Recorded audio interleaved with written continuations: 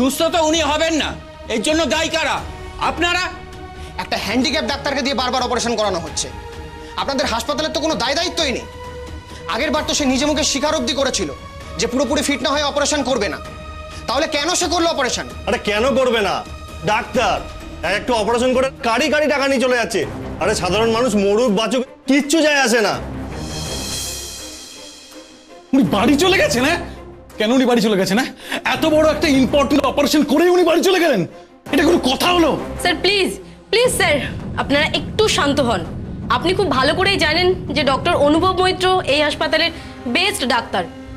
আমার মনে হয় আপনাদের ওনার উপর একটু ভরসা রাখা উচিত। ভরসা করব? এরপরেও আপনি বলছেন ভরসা করব? ভরসা করতাম যদি উনি অপারেশন করার পর এই হসপিটালে থাকতেন। পেশেন্ট কেমন আছে এখন? ওটা 150 বদলে 300 দাও। আর হার্টবিট বা পালসের জন্য কিছুতে ফল না করে। আমি আসছি, অন দ্য ওয়ে। সোজা না, বাঁ দিকটা নাও, শর্টকাট নাও, সোজা জ্যাম পড়বে। হ্যাঁ, আমার বউটা হসপিটালের বেডে মৃত্যুর সঙ্গে পাঞ্জা লড়ছে, আর উনি এত বড় ডাক্তার, উনি কিন্তু অপারেশন করে তাড়াতাড়ি বাড়ি পালিয়ে গেলেন। এটা না আমি কিছুতেই মেনে নেবো না। একটা এত বড় হসপিটালে একটা এত বড় ঘটনা, এটা কিছুতেই মেনে নেবো না। আপনি একটু বোঝার চেষ্টা কি বুঝবো বলুন তো? আমরা তো চেষ্টা করছি। কি বুঝবো বলুন তো?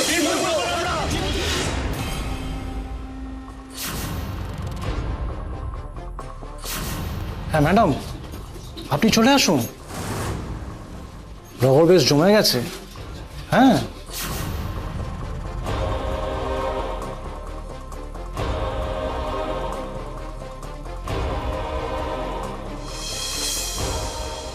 অনুভবকে ওই লোকজনদের ভিড়ে একা ছেড়ে দেওয়া যাবে না। ওরা যদি ওকে অপমান করে তাহলে আবারও ভেঙে পড়বে। এটা কি করে হতে পারে? ডক্টর মৈত্র আমাকে নিজে জানালেন অপারেশন সাকসেসফুল। তাছাড়া পেশেন্টকে আইসিইউতে ট্রান্সফার করা পর্যন্ত পেশেন্টের কন্ডিশন স্টেবল ছিল। স্যার, আমাদের যতটুকু মনে হয়েছে তার থেকে আমরা বুঝতে পেরেছি যে পেশেন্টের শরীরে এমন কিছু গেছে যার ফলে বিষক্রিয়া শুরু হয়ে গেছে। হোয়াট? বিষক্রিয়া? আপনি তো সারাক্ষণ ওখানে ছিলেন, কি কি মেডিসিন দেওয়া হচ্ছে দেখি। স্যার, এই মেডিসিনগুলো ডক্টর মৈত্র নিজে দিয়ে গেছিলেন। এর বাইরে তো কিছুই দেওয়া হয়নি। দেখি।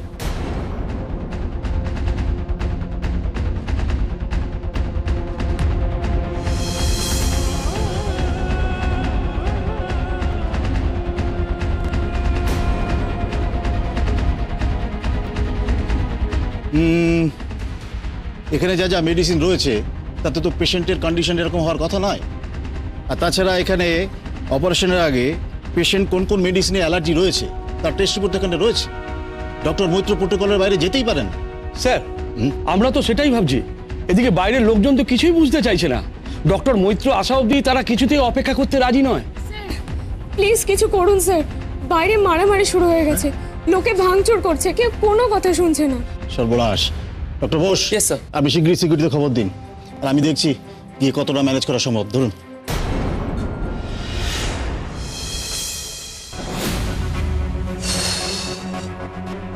আনন্দী না হয় আজ তাড়াহুড়ো করে বেরিয়ে গেল, কিন্তু বিক্রম ও তো আবার আসতে পারে কালকে বা পরশু, বা কতদিন ওকে এইভাবে আটকে রাখবো? সত্যিটা কতদিন লুকিয়ে রাখবো? আমিও সেটাই ভাবছি। আর আনন্দী যা নাছরবান্ধা মেয়ে, ঠিক বারবার এসে সত্যিটা বার করে ফেলবে। কিছু একটা উপায় তো বার করতেই হবে। যা করার তাড়াতাড়ি করো বিক্রম। আনন্দী কিন্তু সহজে ছেড়ে দেওয়ার পাত্রী নয়। তারপর ওর বাড়ির লোকেরাও রয়েছে, তারা যদি দল বেঁধে এসে একটা হামলা করে তাহলে কিন্তু আমরা টিকতে পারবো না। ওয়েট ওয়েট ওয়েট, ওকে আমি একটা কাজ করছি। আমি নন্দার ফোন থেকে কাল সকালে আনন্দীকে একটা মেসেজ পাঠিয়ে দিচ্ছি। লিখবো যে তুই এসেছিলিস, আমি ছিলাম না, আর আজ বিকেলে বিক্রমের সাথে নর্থ বেঙ্গল যাচ্ছি, 15 দিনের ট্রিপ। এটা লিখলে আশা করি বেশ কিছুদিন চালাবে। Good idea. তবে মম ড্যাডও তো এর মধ্যে এসে পড়বে, ওদের কি বলবে সেটা কিছু ভেবেছো? আরে একটা তো আগে উদ্ধার হোক। মম ড্যাডকে নিয়ে অতটা চাপ নেই। ওদেরকে বলবো যে নন্দা হঠাৎ করে ভায়োলেন্ট হয়ে গেছিল, ভাঙচুর করছিল, তাই বাধ্য হয়ে ওকে আটকে রাখতে হয়েছে। তো জানো মম ড্যাড সেটা বিশ্বাস করে। যাকে আপাতত তোমার বউকে একটু খুলে দিয়ে আসি, না হলে আজই যদি মরে টরে যায় তখন আবার আরেক বিপদ। আনন্দী কিন্তু ছেড়ে দেবে না।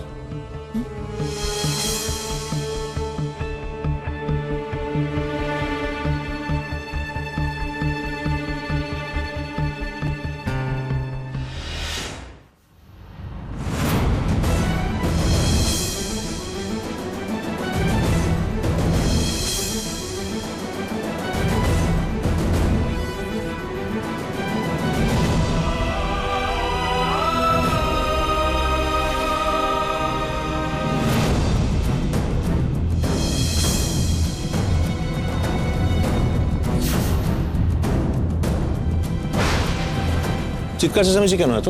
রাস্তা আটকাচ্ছেন কেন? কি হয়েছে? এই যে ডক্টর মৈত্র, আমার বউটাকে তো প্রায় আধমরা করেই ছাড়লেন আপনি। কেন করলেন আপনি এটা? জবাব দিন। দেখুন, এখন এসব কথা বলে সময় নষ্ট করে লাভ নেই। আমাকে ভেতরে যেতে হবে, পেশেন্টকে দেখতে হবে। আমাকে যেতে দিন। না, যেতে দেবো না। কেন যেতে দেবো? আপনি ভেতরে গিয়ে আমার বইয়ের মতোই আরো 5 জন পেশেন্টকে আধমরা করে দেবেন, তাই তো? আগে আপনি আমার প্রশ্নের উত্তর দেবেন, তারপর আপনি ভেতরে যাবেন। আপনার সব প্রশ্নের উত্তর আমি দেব, কিন্তু এখন না। তার আগে আমাকে বড় বড় বাতেলা না, এখন চাপে পড়ে পেশেন্টের উপর দরদ দেখাচ্ছেন। আমার বইয়ের সর্বনাশ করে স্বাদ মেটেনি, আরো লোকের ক্ষতি করতে চান। আমি কিন্তু সেটা হতে দেবো না বলে দিচ্ছি। দেখুন, আপনার মনের অবস্থাটা আমি বুঝতে পারছি, কিন্তু এখন আমাকে যেতে দিন প্লিজ। পেশেন্টকে দেখতে হবে। সময় নষ্ট তো আপনি করছেন। তাও আবার ইচ্ছে করি? হ্যাঁ, আপনি নিজেকে ডাক্তার বলেন কি করে? লজ্জা করে না? এরকম একটা ক্রিটিক্যাল পেশেন্টকে অপারেশন করে আপনি বাড়ি চলে গেলেন ঘুমোতে। আমার বউকে তো প্রায় আধমরা করিয়ে দিয়েছেন আপনি। হ্যাঁ, তারপর বাড়িতে গিয়ে ঘুমিয়ে টুমিয়ে রেস্ট নিয়ে আপনি আবার হসপিটালে ফিরে এলেন ম্যানেজ দিতে। দেখুন, আমি হাত জোর করছি আপনাদের সকলের সামনে, আমাকে প্লিজ ভেতরে যেতে দিন। পেশেন্টকে দেখতে হবে। আমি আপনার মানসিক অবস্থা বুঝতে পারছি। আপনার যতগুলো প্রশ্ন আছে আপনি জমিয়ে রাখুন, আমি সব প্রশ্নের উত্তর দেবো, কিন্তু এখন নয়। এখন আমাকে পেশেন্টকে গিয়ে দেখতে হবে, কারণ তার কাছে এক একটা সেকেন্ড দামি।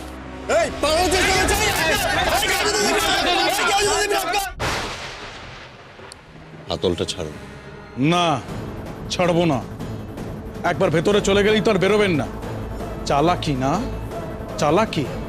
এই মধুসূদনের সঙ্গে না চালাকি করতে যাবেন না, একেবারে পুঁতে রেখে দেবো। আগে আমাকে বলুন, আমার ওয়াইফের এমন অবস্থা কেন হলো? সেটা বলার জন্য আপনার ওয়াইফকে আমাকে দেখতে হবে। এখানে থেকে বলবো কি করে? মজা পেয়েছেন না? মজা?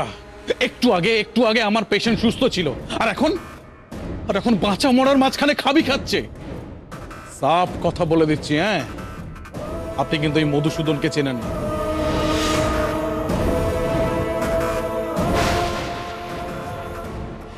পায়ের মতো প্রাণটাও যাবে, হ্যাঁ, আর সাথেই হসপিটালটা সব ভেঙে গুঁড়ো গুঁড়ো করে দেবো একদম। আপনার এই থ্রেটে অনুভব মিত্র ভয় পায়। তাও আবার বলছি, দয়া করে আপনারা সরে দাঁড়ান। আমি যতক্ষণ এখানে আটকে থাকবো ততক্ষণ কিন্তু আপনার স্ত্রীর শরীর আরো ডিটেরিয়েট করবে, আর আমি না গেলে তো ঠিকঠাক ডায়াগনোস করা সম্ভব নয় কি হয়েছে ওনার। তাই বলছি, অন্যদের কথায় ইনফ্লুয়েন্স না হয়ে আপনি সরে যান, আমাকে ভেতরে যেতে দিন। শুনুন দাদা, আপনার এই মিষ্টি মিষ্টি কথায় না আমি ভুলবো না। এ সমস্ত বলে কেটে পড়ার ধান্দা না আপনার। কেন আজে বাজে কথা বলছেন আপনি? ওই মেজাজ কাকে দেখাচ্ছেন? মেজাজ কাকে দেখাচ্ছেন আপনি? মেজাজ শুরু থেকে আপনি দেখাচ্ছেন, আমি নয়। আবারও বলছি, আমাকে আটকাবেন না, আমাকে ভেতরে যেতে দিন। আমি না গেলে কিন্তু আপনার স্ত্রীকে ঠিকঠাক ডায়াগনোসিস করা যাবে না। আমার কথা মতো বাকি ডাক্তাররা ওনার চিকিৎসা করেছে, ওনাকে মেডিকেশন দিয়েছে, কিন্তু কেন এরকম হয়েছে, কি হয়েছে, সেটা আমি না গেলে ঠিকঠাক জানা যাবে না। তারা এগোতেও পারবে না। বললাম তো কোথাও যাওয়া হবে না আপনার।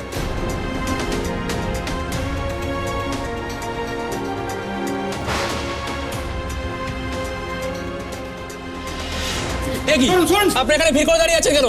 শুনুন, ডক্টর মৈত্রকে ভিতরে যেতে দিন। আমরা এখান থেকে কোথাও সরবো না, হ্যাঁ, যতক্ষণ না উনি আমার প্রশ্নের উত্তর দেবেন। সিকিউরিটি, ততক্ষণ উনি এখানেই থাকবেন। সিকিউরিটি, আপনারা কি করছেন? সরেন এদেরকে।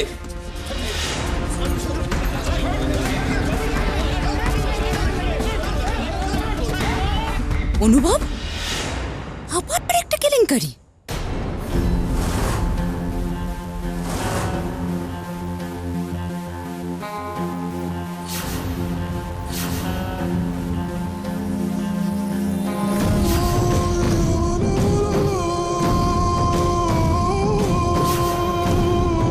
প্লিজ ডক্টর সিনহা, এতটা ইরেসপন্সিবলের মতো কাজ তুমি বারবার কি করে করতে পারো অনুভব?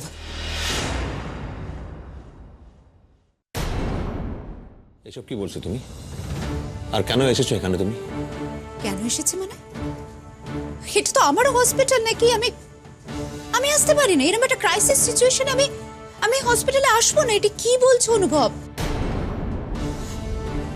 দেখো আমি জানি তোমরা কেউ আমায় পছন্দ করো না, but I love this hospital. Stop it! কি হচ্ছে কি? কেন ঝামেলা করছেন? কেন বুঝতে পারছেন এটা একটা হসপিটাল? প্লিজ চুপ করুন আপনারা, প্লিজ প্লিজ, আমি হাত জোড় করছি, চুপ করুন। শুনুন, ওনার জন্য না আমার ওয়াইফ মরে যেতে বসেছে। হ্যাঁ, তো এখন ঝামেলা করবো না তো কি করবো? ওনাকে পুজো করবো? প্লিজ প্লিজ আপনি একটু শান্ত হন, আপনারা প্লিজ একটু শান্ত হন, বিষয়টা বোঝার চেষ্টা করুন। আপনারা কেন বুঝতে পারছেন না? দেখুন মানুষ মাত্রই তো ভুল হতে পারে। ডক্টর অনুভব মৈত্র একজন মানুষ, ওনারও ভুল হয়েছে, আপনাদের এটা বুঝতে হবে, আপনারা বোঝার চেষ্টা করুন।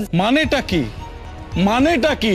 একজন ডক্টরের জন্য, তার ভুলের জন্য একজন পেশেন্ট মারা যাবে আর পেশেন্টের বাড়ির লোকরা সব চুপ করে বসে থাকবে, কিছু বলবে না? এটা কি মামার বাড়ির আবদার? আপনি প্লিজ একটু শান্ত হন, প্লিজ একটু শান্ত হন। কেন বুঝতে পারছেন না? Why don't you understand? Doctor Anubhav Maitra একটা এত বড় অ্যাক্সিডেন্ট থেকে রিকভার করছেন।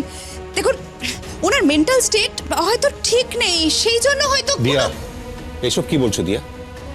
তুমি এসব কথা বলে তো সবাইকে আরো বেশি উত্তেজিত করে দিচ্ছ। তুমি কি বলছো অনুভব?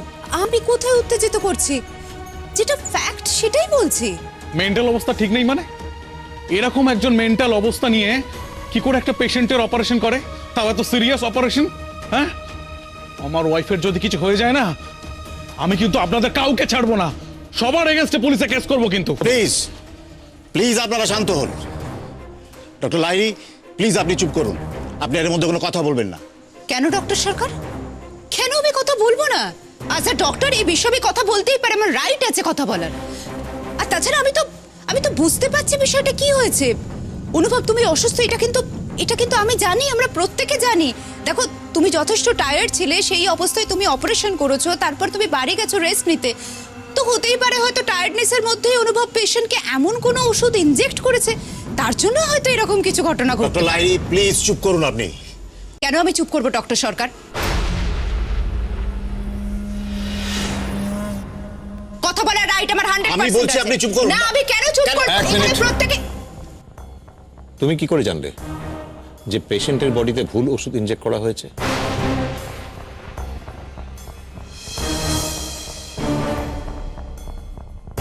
তোমার সামনে তো এর আগে কোনো কথা হয়নি, তুমি তো এক্ষুনি এলে। এই রে, মুখ ফসকেটে কি বলে ফেললাম? কি হলো? চুপ করে আছো কেন? Answer me. এক্সপেরিয়েন্স অনু বাবা। আচ্ছা তুমি কি ভাবছো তুমি একাই ডক্টর? আমি এত বছর ধরে ডক্টরি করছি অনুভব, এত অভিজ্ঞতা হয়েছে আমার, আর সেই অভিজ্ঞতা থেকে বলছি হয়তো ভুলবশত হতেই পারে না, পেশেন্টকে কোনো ওষুধ ইনজেক্ট করা হয়েছে, তার জন্য হয়তো। দিয়া, তুমি কিন্তু এখন এবার নিজের লিমিট ক্রস করে যাচ্ছ। তুমি শুধু আমার এগেইনস্টে নয়, আমার এন্টায়ার কলিগের টিমের এগেইনস্টে তুমি অ্যালিগেশন আনছো। আমি কিন্তু এটা সহ্য করতে পারবো না। আপনারা এই মুহূর্তে এই কথাগুলো বলা বন্ধ করুন আর ডক্টর মৈত্রকে ভেতরে যেতে দিন। আপনারা তো নিজেই পেশেন্টের লাইফ নিয়ে ছিনিমিনি খেলছেন। এই যে ডক্টর মৈত্রকে আপনারা এখানে সাস্টেন করে রেখে দিয়েছেন, জানেন এর জন্য কত বড় ক্ষতি হয়ে যেতে পারে? আমি আমার ওয়াইফের লাইফ নিয়ে ছিনিমিনি খেলছি? আমি খেলছি তো এই ডাক্তার। শুনুন ডাক্তার, আমার বইয়ের যদি কিছু হয়ে যায় না। ঠিক আছে, আমি মানছি সব দায় আমার। আমি এখন সকলের সামনে বলছি, যদি আপনার বউর কিছু হয়ে যায় তাহলে তার সব দায় আমার। আপনি আমার এগেইনস্টে যা খুশি স্টেপ নেবেন, যা কিছু করার করে নেবেন। হয়েছে? ডক্টর মৈত্র, আপনি কেন একা দায় নেবেন? ওনার কিছু হলে গোটা হসপিটাল তার দায় নেবে। আপনাদের এই দায় নিয়ে কি হবে ডক্টর সরকার? যে মানুষটা চলে যাবে সেই মানুষটা তো আর ফিরে আসবে না। আপনি কি চান বলুন তো ডক্টর লাহিড়ী? এই আপনি বলছেন ডক্টর মৈত্র হয়ে আপনি কথা বলতে এসছেন, হসপিটালকে বাঁচাতে এসছেন, আর এদিকে তখন থেকে আপনি শুধু বাঁকা কথাই বলে যাচ্ছেন। আচ্ছা বাই দ্য ওয়ে, আপনি এখানে কেন? আপনাকে তো শোকজ করা হয়েছে, আর হসপিটালকে তো এখনো আপনি তার রিপ্লাই দেননি। তার মধ্যেও আপনি পেয়ে যাবেন রিপ্লাই, আপনি খুব তাড়াতাড়ি পেয়ে যাবেন। আর তাছাড়া অ্যাজ আ ডক্টর আমি হসপিটালে আসতেই পারি, আপনার শোকজ নোটিস আমাকে কোনোভাবেই আটকাতে পারেন। অ্যান্ড ইয়েস, আপনারা যে আমাকে সাসপেন্ড করেছিলেন তার মেয়াদ কিন্তু শেষ হয়ে গেছে। ঠিক এখানে চড়ুন। কি হচ্ছে অনুভব? শুনুন, এই ডক্টর মৈত্রকে না আমাদের হাতে ছেড়ে দিন, বাকিটা আমরা বুঝে নেবো। আরে ম্যাডাম, আপনি কে? আমি কে সেটা জানা এখন ইম্পর্টেন্ট নয়। আগে আপনি বলুন, আপনার সাহস কি করে হয় একজন ডাক্তারের গায়ে হাত দেবার? বেশ করেছি, 100 বার তুলব। ডাক্তার হয়ে পেশেন্টকে মৃত্যুর মুখে ঠেলে দিতে পারে, আর আমরা ছেড়ে দেবো? আমরা ঝামেলা করবো না? আপনাদের এই ঝামেলা করার জন্য একজন পেশেন্টের বড় ক্ষতি হচ্ছে, সেটা আপনারা কেউ বুঝতে পারছেন না। জোর করে একজন ডক্টরকে আটকে রেখেছেন, তার জন্য পেশেন্টের বড় ক্ষতি হয়ে যাচ্ছে। আর আপনাদের সাহস কি করে হয় কিছু না জেনে, কিছু না বুঝে? আপনারা জানেন ডক্টর মৈত্র ট্র্যাক রেকর্ড জানা আছে আপনাদের? আমার হাজবেন্ড ডক্টর মৈত্র এইখানকার, এই শহরের একজন নামজাদা ডক্টর, কার্ডিয়াক সার্জন। তার পেশেন্টের কোনোদিনও কোনো ক্ষতি হয়নি। কিছু না জেনে, কিছু না বুঝে কেন কেন এগুলো করছেন এখানে দাঁড়িয়ে? ক্ষতি হয়নি মানে? আরে আমি তো নিজের চোখে দেখতে পাচ্ছি, ওনার জন্য আমার বউ তো ভেতরে খাবি খাচ্ছে। আর সেটা হয়েছে এই ডক্টর মৈত্রের জন্য। ভুল ভাবছেন আপনি। ডক্টর মৈত্রর জন্য আপনার বউয়ের কোনো ক্ষতি হয়নি। ডক্টর মৈত্র এমন একজন ডক্টর যিনি চোখ বন্ধ করে কঠিন থেকে কঠিনতম সার্জারি করে ফেলতে পারেন, আর সেটা সাকসেসফুল হয়। উনি একজন নামকরা কার্ডিয়াক সার্জন এই শহরে। আমি কখনোই মনে করি না যে তার জন্য আপনার ওয়াইফের কোনো ক্ষতি হচ্ছে। আমি আপনাদের সকলকে রিকোয়েস্ট করছি, প্লিজ প্লিজ একটু ধৈর্য ধরুন, ওনাকে ভিতরে যেতে দিন, ওনার কাজটা ওনাকে করতে দিন। আনন্দী, তুমি যে এত বড় বড় কথা অবশ্য এত বড় বড় কথা তো তুমি বলবেই, কারণ অনুভবের স্ত্রী তুমি, তার তো গুণ গাইবেই। একজনের ওয়াইফ মরতে বসেছে আনন্দী, তুমি কি করে এই কথাগুলো বলছো? সে কেন শুনবে বলো তো তোমার কথা? কাউকে আমার কথা শুনতে হবে না, কিন্তু অনুভব যে একজন ভালো ডক্টর সেটা তো প্রমাণ করতে হবে। তার জন্য তো ওকে ভিতরে যেতে হবে, চিকিৎসা করতে হবে।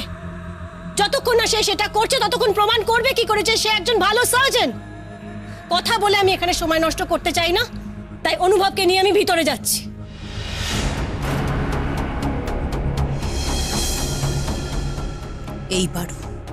এইবারও আনন্দে জিতে গেল। সব সময় ঠিক সময় অনুভবকে বাঁচাতে চলে আসি মেয়েটা। ঠিক আছে, তোমারও দিন আসছে আনন্দে। Just wait and watch.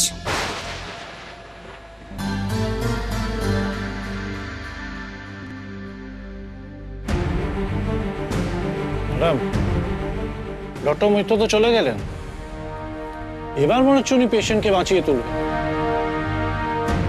হতেই পারে, অনুভবে তো মিরাকল ঘটানোর টেন্ডেন্সি আছে।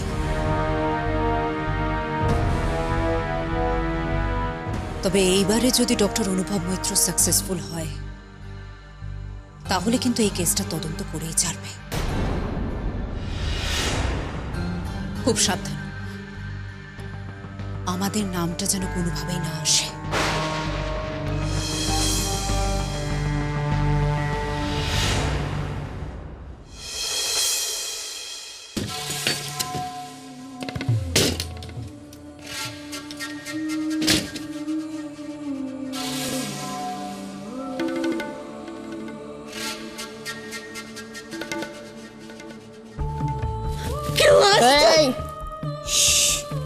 একদম চুপ। যদি বেঁচে থাকতে চাও তাহলে মুখে একদম তালা দিয়ে রাখবে, বুঝেছো?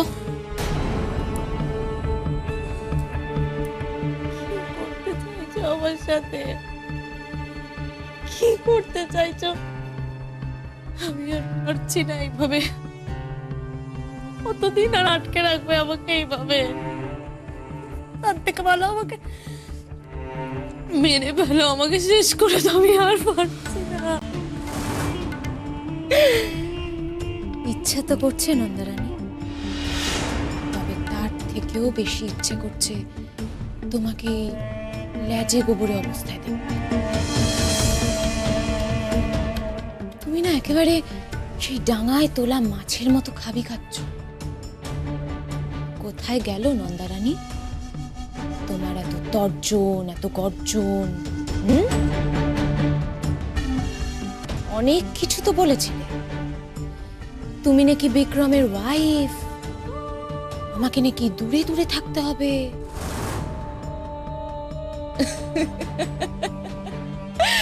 এখন কে দূরে থাকছে নন্দারানী? তোমাকে দেখে আমার খুব হাসি পাচ্ছে, বিশ্বাস করো।